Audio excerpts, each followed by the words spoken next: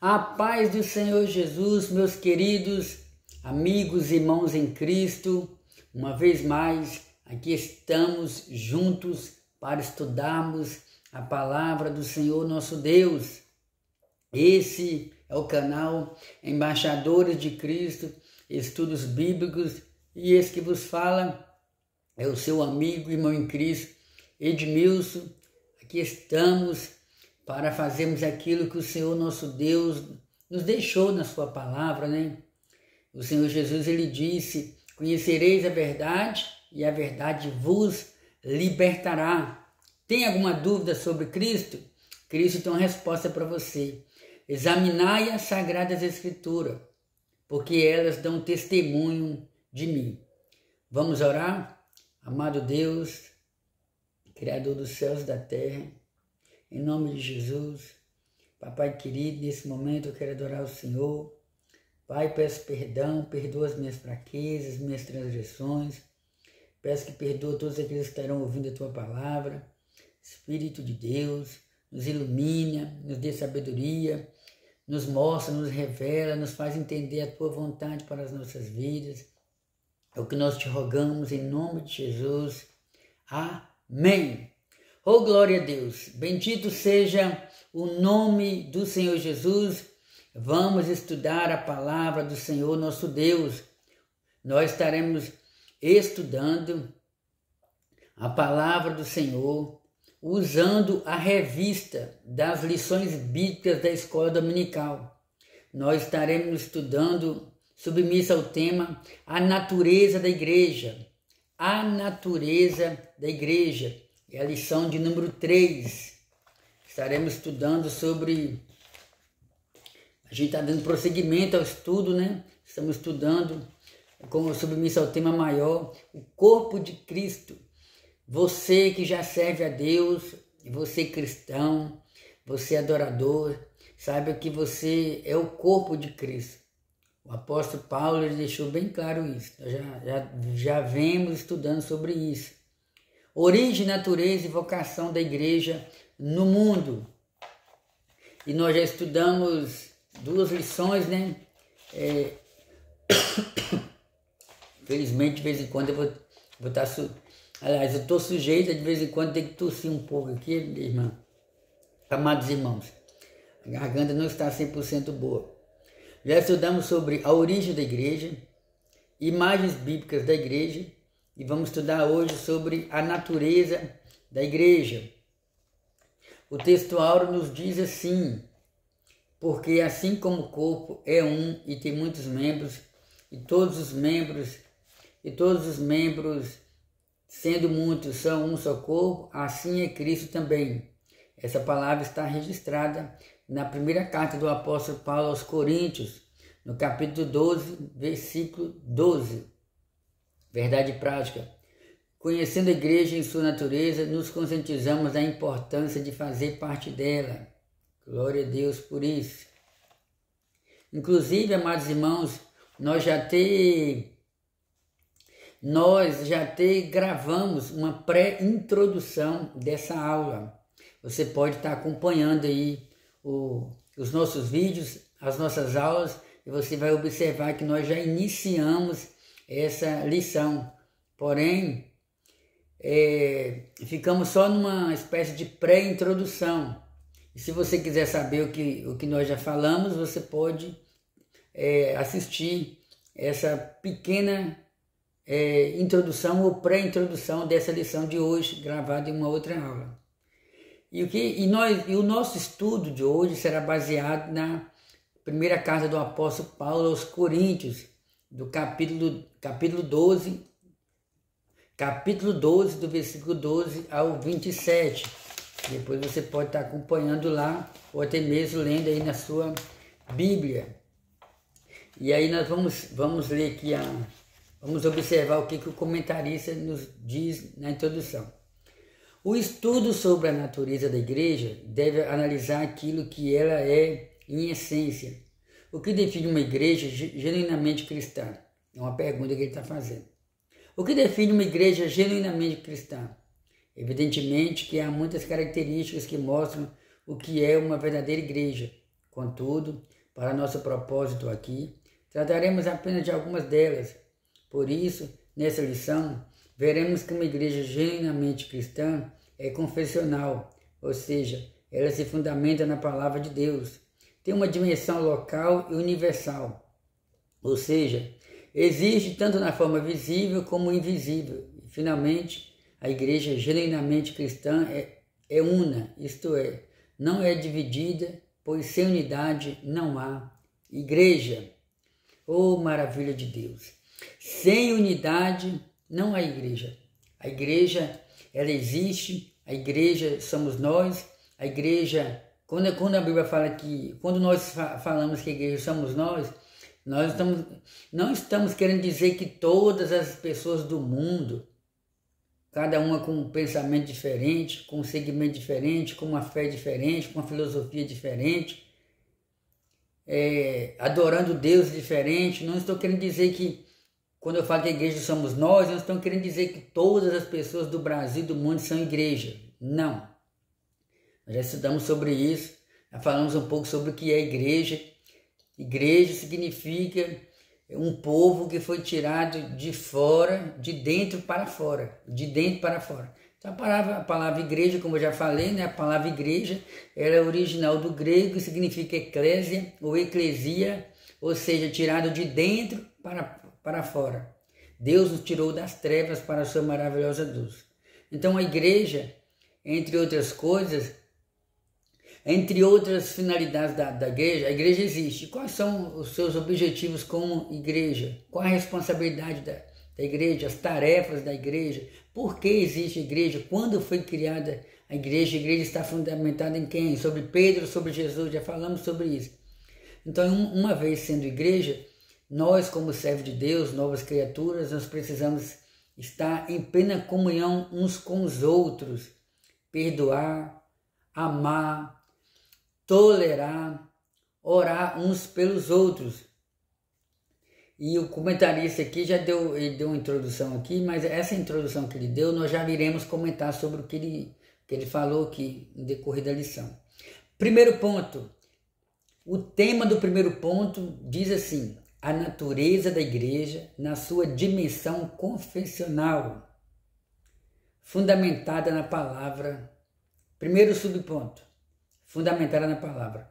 Uma igreja verdadeiramente bíblica é firmada na palavra de Deus. Olha que bênção. Uma igreja verdadeiramente bíblica, ela é firmada na palavra de Deus. A igreja verdadeira, ela é firmada na palavra de Deus. Por misericórdia do Senhor Jesus Cristo, eu tenho estudado nesses últimos dias sobre a igreja. Tenho lido a Bíblia, tenho lido livros, tenho acompanhado estudos através das redes sociais e tenho observado como a igreja sofreu para ter chegado onde chegou. Muitos cristãos foram mortos, muitos cristãos tiveram suas casas queimadas, muitos livros de cristãos foram queimados, muitas Bíblias foram queimadas, cópias de Bíblias foram queimadas. Porém, o que fez com que a igreja chegasse aonde chegou, além do poder de Deus, além da misericórdia de Deus, além da graça de Deus, além da proteção do nosso Deus, uma das coisas principais, ou podemos dizer a coisa principal, né? O elemento principal, o motivo principal, que fez com que a palavra, que fez com que a Bíblia, que fez com que a igreja chegasse onde chegou, foi a palavra de Deus. Uma igreja verdadeiramente bíblica, ela é firmada na palavra de Deus. Assim como existe o errado, o incerto, assim como existem as dúvidas, assim como existem as heresias, assim como existem os falsos ensinamentos, sobretudo, sempre existiu a verdade. E a igreja abraçou essa verdade. A igreja abraçou as promessas de Deus a Israel, as promessas de Deus junto à igreja.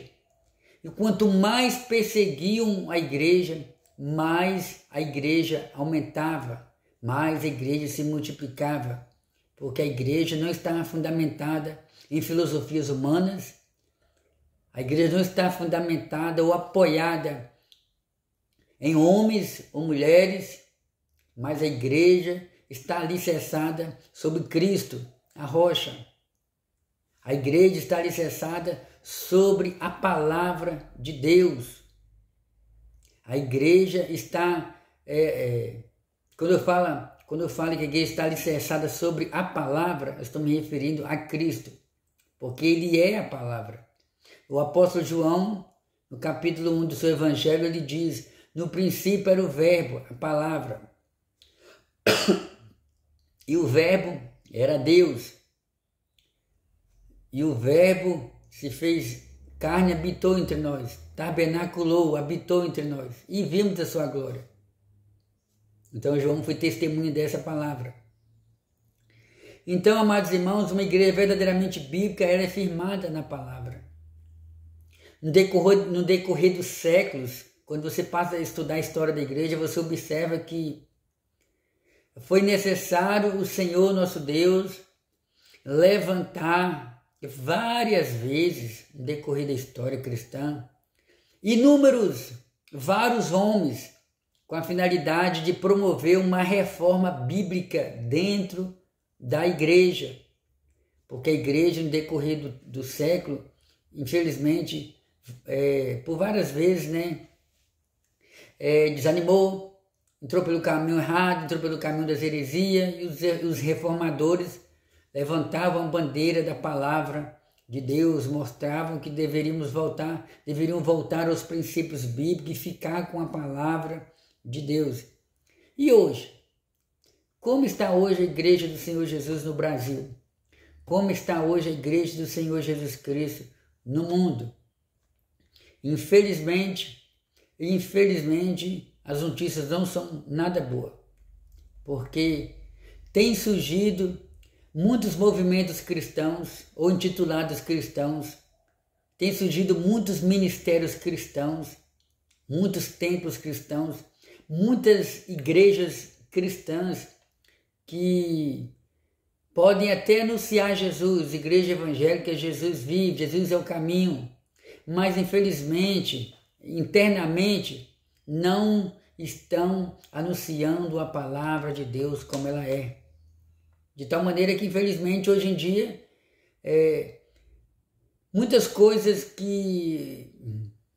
muitos pecados que antigamente a igreja condenava, hoje muitos cristãos já estão abraçando, muitos cristãos já estão concordando, como por exemplo, existem igrejas cristãs onde alguns pastores já estão até fazendo casamento de homossexuais. Existem igrejas onde pastores concordam com a união de pessoas do mesmo sexo. Existem pastores fazendo apologia ao aborto.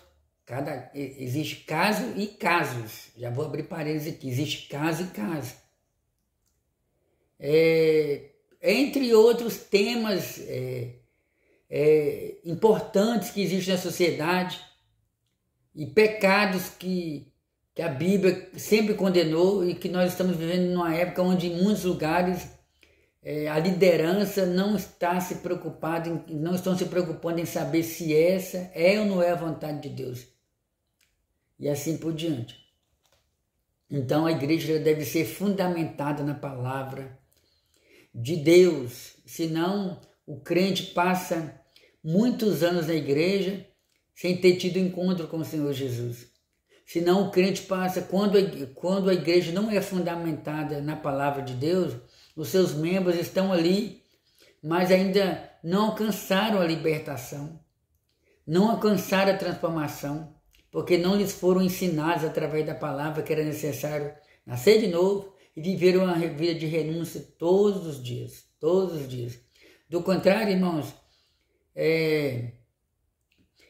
quando a igreja não é fundamentada na palavra de Deus, está correndo sério risco de ficar aqui na terra quando o Senhor Jesus voltar para buscar o seu povo. Nesse aspecto, primeiro temos Cristo como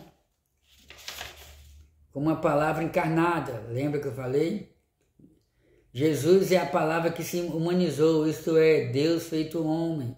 A igreja bíblica possui Jesus Cristo como seu fundamento.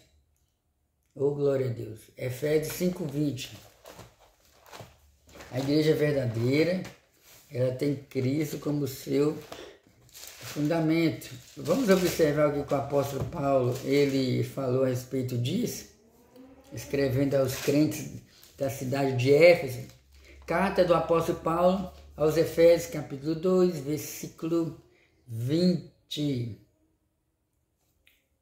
Edificados sobre o fundamento dos apóstolos e dos profetas, de que Jesus Cristo é a pedra principal, a pedra da esquina. Então, a igreja bíblica possui Cristo como seu fundamento. Então, amados irmãos, você, eu, nós estamos fundamentados na palavra de Deus. A palavra de Deus. Muitos líderes que inauguraram, fundaram muitas crenças, muitas religiões nesse mundo, eles morreram, independente da quantidade de membros que existem em determinadas religiões. Os seus líderes desceram à sepultura, morreram. Porém, nós louvamos a Deus que o nosso líder, o Senhor Jesus Cristo, que morreu, ele não morreu porque ele era um coitadinho, ele não morreu porque ele era fraco, ele não morreu porque não tinha, nem o pai podia fazer nada por ele. Ele morreu para cumprir as promessas contidas no Antigo Testamento, porque Deus falou que iria enviar o Senhor Jesus, o Filho unigênito.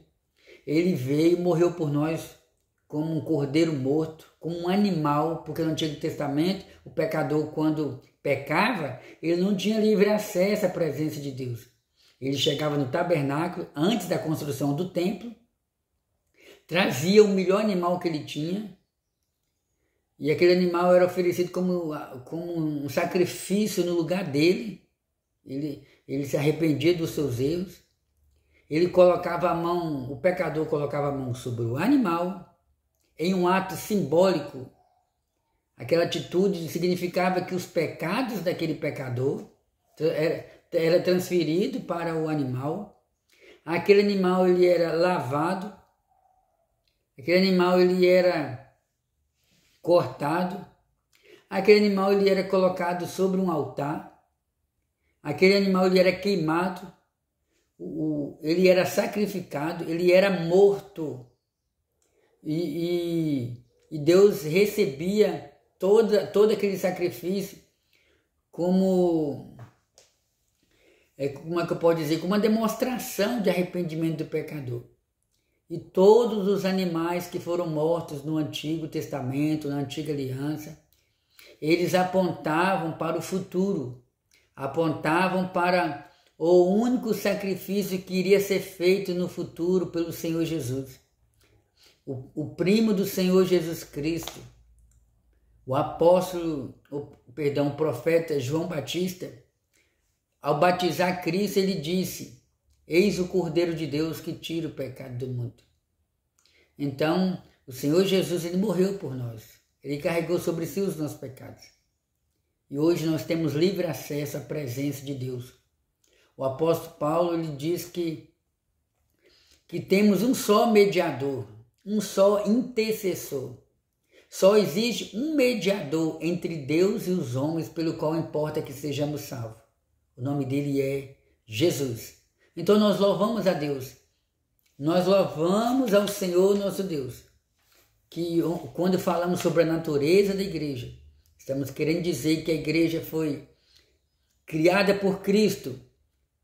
Mateus capítulo 16, quando Jesus fala para Pedro: E sobre essa pedra edificarei a minha igreja, e as portas do inferno não prevalecerão contra ela. Sobre Cristo, a rocha, edificaria a minha igreja. Então a igreja está fundamentada sobre Cristo. Pedro também fala que a igreja está fundamentada sobre Cristo. A rocha eterna. E aqui nós vemos Paulo falando sobre, edificado sobre o fundamento dos apóstolos e dos profetas, de que Jesus Cristo é a pedra principal. Ou seja, os profetas falaram sobre Cristo. Moisés falou, Deus irá levantar no meio de vocês um profeta semelhante a mim, a ele vocês devem dar ouvidos. No livro de Salmos nós encontramos várias profecias sobre o Senhor Jesus. Só para mostrar aqui que a igreja de Cristo está fundamentada sobre os apóstolos, sobre os ensinamentos sobre os profetas e sobre os ensinamentos dos apóstolos. Vamos observar o que está aqui no Salmos 22? Deus meu, por que me desamparaste? O salmista aqui, ele estava falando dele, mas ao mesmo tempo ele estava profetizando sobre o sofrimento de Jesus. Lembra quando Cristo estava pendurado no madeiro? Ele disse, Deus meu, por que me desamparaste? Isso aqui é só uma das profecias contidas no livro de Salmos sobre Cristo. Quando analisamos o livro de Cantares de Salomão, ali também existe uma alegoria, ali também existe uma ilustração sobre Cristo e a igreja. Ali você vê Salomão falando sobre o relacionamento conjugal. Ali tem uma tríplice profecia, ou uma tríplice informação, que nós podemos interpretar assim. Salomão falando sobre o relacionamento conjugal, no livro de Cantares de Salomão. Ali Salomão fala sobre o relacionamento entre Deus e Israel, porque no Antigo Testamento Deus era visto como esposo, Israel era visto como a esposa do Senhor. E também ali a gente vê uma alegoria, né? Uma ilustração sobre o relacionamento do noivo com a noiva. Cristo é o noivo, a igreja é a noiva. E os profetas menores também falaram sobre Cristo. O profeta Miqueias, Deus falou para o profeta Miqueias, e Miqueias profetizou, e tu, Belém, terra de Efratas, de modo algum és a menor entre o povo de Israel, porque de ti sairá aquele que há de guiar Israel. Vamos ver se eu encontro aqui. São muitas profecias contidas no Antigo Testamento. Lembra que eu falei aqui que Paulo ele diz que a igreja está fundamentada sobre os apóstolos e sobre Cristo, porque os apóstolos também profetizaram sobre o nascimento, sobre a vida, sobre o ministério de Cristo. Miqueias 5:2, e tu, Belém, Efrata, posto que pequena entre milhares de Judá, de ti me sairá o que será Senhor Israel. Então, amados irmãos, os irmãos sabem que Belém era uma das menores cidades ali dos tempos bíblicos, e mesmo ela sendo pequena, foi a cidade que Deus escolheu. Nem sei se eu posso dizer cidade, tão pequena que era, que Deus escolheu para nascer o Salvador.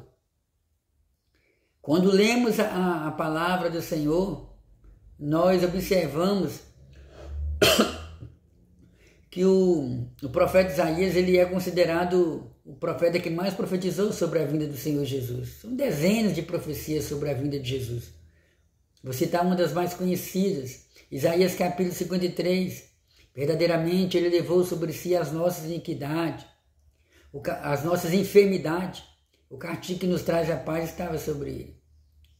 No início do capítulo, no início do livro do profeta Isaías, ele diz: e ele será chamado maravilhoso, conselheiro, Deus forte, príncipe da paz.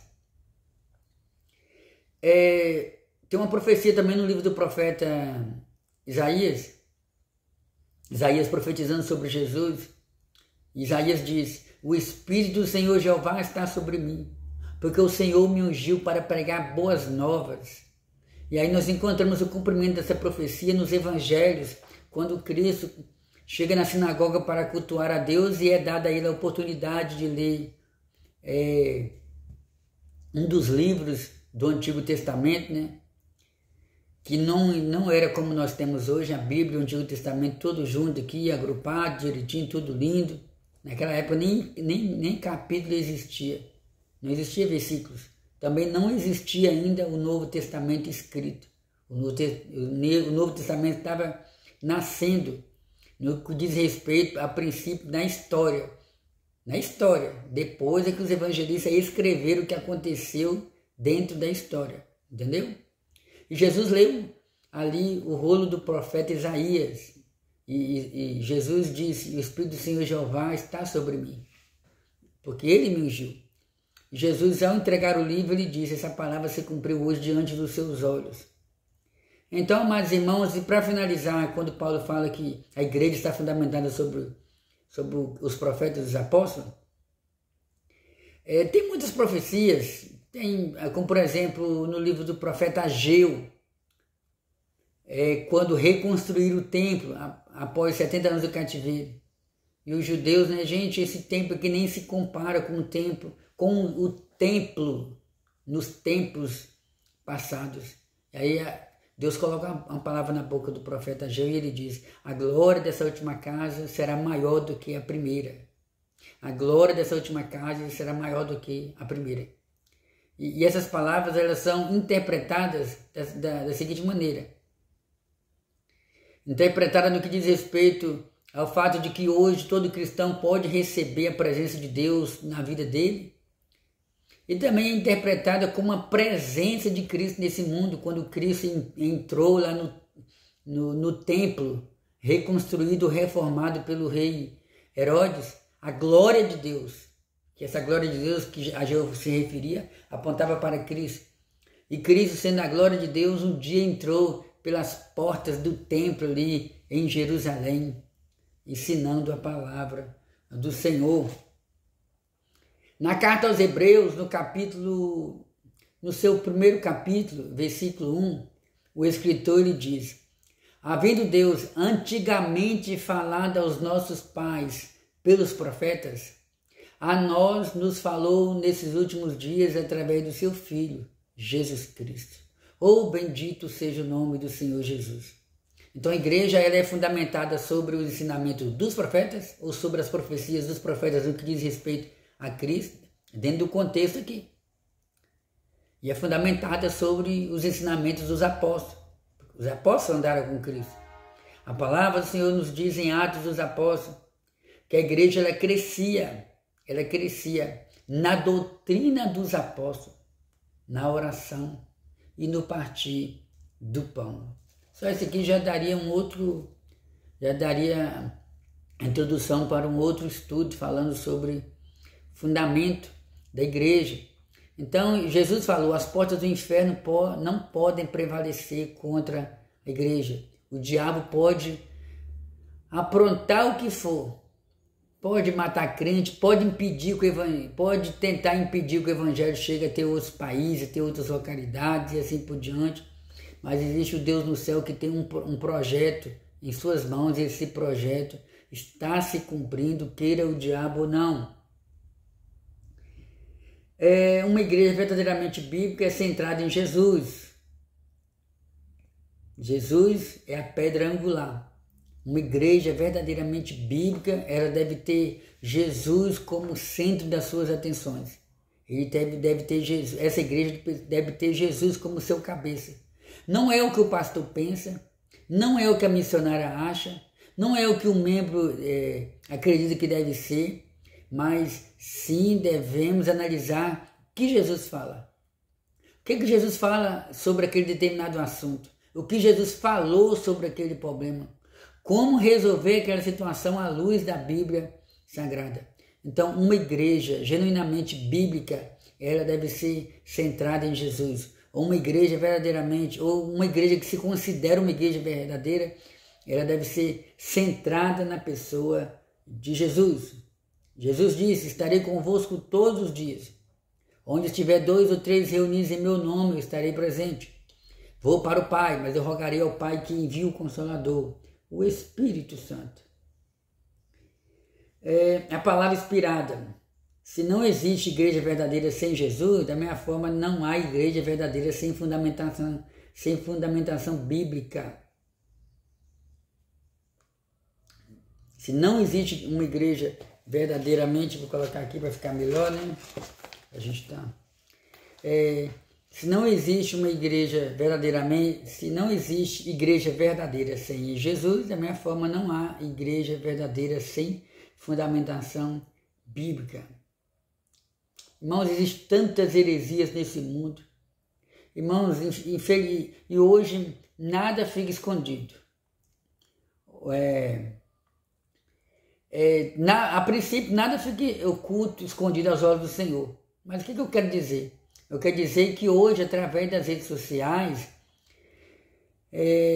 as redes sociais estão superlotadas de informações contrárias à palavra de Deus. Contrárias à palavra de Deus.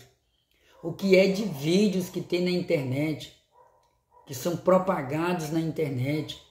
Vídeos mostrando cultos na igreja. E dentro desses chamados cultos, existem muitas heresias, irmãos. Muitas heresias. Muitos elementos que são colocados na liturgia do culto. Elementos no culto que nunca houve necessidade disso no passado, nem na Bíblia Sagrada registra. Deus não precisa desses recursos humanos para operar. Tantas campanhas sem fundamentos bíblicos, tantas meninices sem fundamentos bíblicos que eu não vou entrar aqui nem em detalhe. Não vou nem fazer questão de me esforçar para lembrar aqui de vários testemunhos sobre isso, mas a lição está falando. Se não existe igreja verdadeira sem Jesus, da mesma forma não há igreja verdadeira sem fundamentação bíblica. Que Deus tenha misericórdia de mim, que Deus tenha misericórdia de você. Antigamente eu falava, visite a igreja mais próxima da sua casa. Porém hoje eu mudei o meu discurso. Frequente uma igreja mais perto da Bíblia que você conhecer. Visite várias igrejas cristãs. E aquela igreja que você vê que o pastor da igreja ensina os membros, os visitantes, a obedecer ao Senhor Jesus. Porque não tem necessidade, irmão, de acréscimos humanos, extra-bíblico. Não vou nem dizer extra-bíblico, antibíblico, sabe?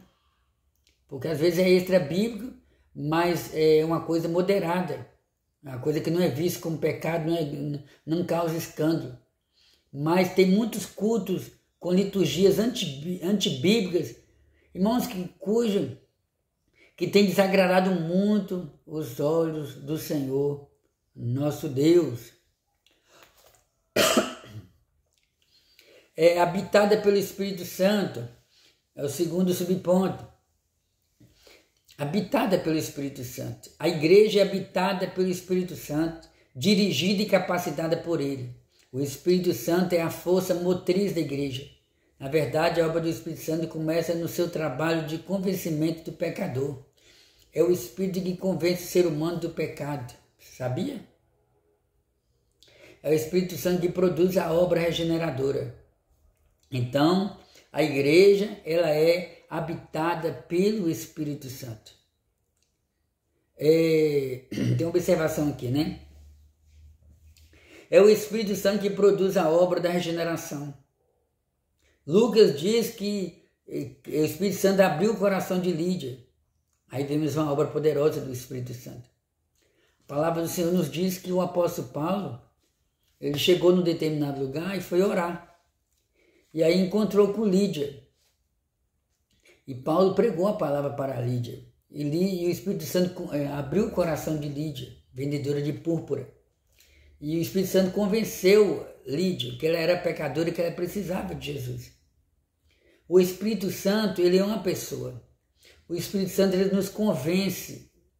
Ele é o único que convence o ser humano do juízo, da justiça e do pecado. do juízo, da justiça e do pecado. Só o Espírito Santo possui a capacidade de nos convencer só o Espírito Santo pode convencer o ser humano que ele é um pecador, que ele necessita da graça de Deus, que ele precisa da misericórdia do Senhor e assim por diante. Então, não foi a nossa consciência que nos convenceu que estávamos no caminho errado e que precisávamos abraçar o Senhor Jesus. Nós temos sim a consciência. A consciência possui essa capacidade de apontar, de nos acusar quando estamos errados. Porém, o Espírito Santo ele realiza uma obra muito maior. O Espírito Santo realiza uma obra muito mais profunda. O Espírito Santo ele nos regenera, nos faz nascer de novo. O Espírito Santo ele nos mostra o poder do Evangelho, ele nos mostra o Senhor Jesus. O Espírito Santo nos faz entender as Sagradas Escrituras. O Espírito Santo nos inspira a viver em santidade. Então, que você possa ser morada de Deus, que o Espírito Santo possa fazer morada na sua vida todos os dias. Valorize. Não peque. Todos nós somos pecadores, todos nós estamos sujeitos a pecar. Quando eu falo não peque, eu estou querendo dizer que o pecado na vida de um servo de Deus deve ser um acidente de percurso. Ou seja, o pecado na vida de um cristão não deve ser algo que ele projetou. Ah, não, hoje eu vou de um jeito ou de outro, eu vou pecar. De um jeito ou de outro eu vou para a balada, de um jeito ou de outro eu vou sair e depois eu peço perdão para Deus. Hoje eu vou sair e ninguém nada a ver com a minha vida, não. Isso aí é quando esse tipo de pecado é pecado premeditado. A pessoa se organizou na sua mente que ele ia cometer algum tipo de pecado. Mas o pecado na vida do cristão não deve ser algo corriqueiro, não deve ser algo de rotina, não deve ser algo que todo dia ele tem que fazer. Mas o pecado na vida do cristão deve ser visto como uma espécie de acidente de percurso, ou seja, algo que ele não projetou fazer, algo que ele não quis fazer. Então, irmãos, vamos tomar cuidado, vamos fugir da aparência do mal, vamos pedir a graça de Deus, o poder de Deus, para o Senhor nos dar graça para continuar servindo a Ele em espírito e em verdade. Eu estava lendo a palavra do Senhor ontem, falando sobre a justiça, falando sobre o reino de Deus, né? E o reino de Deus ele é real. E ficarão de fora do reino de Deus os cães, os feiticeiros, os idólatras, os efeminados, os mentirosos e assim por diante. Quem faz parte da igreja anda no Espírito. O apóstolo Paulo, ele nos diz na carta aos Gálatas, capítulo 5, versículo 16, né? Ali Paulo apresenta uma lista das obras da carne, no caso aí a natureza pecaminosa, e das obras do Espírito. E obras da carne, né? Fé, mansidão, amor, perdão, autocontrole ou domínio próprio e assim por diante. Obras do Espírito. E as obras da carne são essas que eu acabei de citar aqui. E nesse mesmo contexto, Paulo fala que se vivemos em espírito, devemos também andar em espírito. Então aqui o comentarista ele diz, quem faz parte da igreja anda no Espírito. Quando alguém responde à mensagem da cruz, o Espírito de Deus produz nele a certeza da salvação. Romanos 8, né, versículo 1, nenhuma condenação há para aqueles que estão em Cristo Jesus.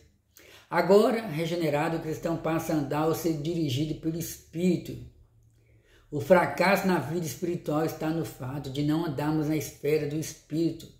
Ou seja, muitos irmãos em Cristo, muitos cristãos deixaram de servir a Deus, foram fracassados na vida espiritual, irmãos. E eu vou ter que admitir, a culpa não está 100% no diabo, que é o inimigo de nossas almas. A culpa, muitas das vezes, também é do homem, é da mulher que não se esforçou para servir a Deus.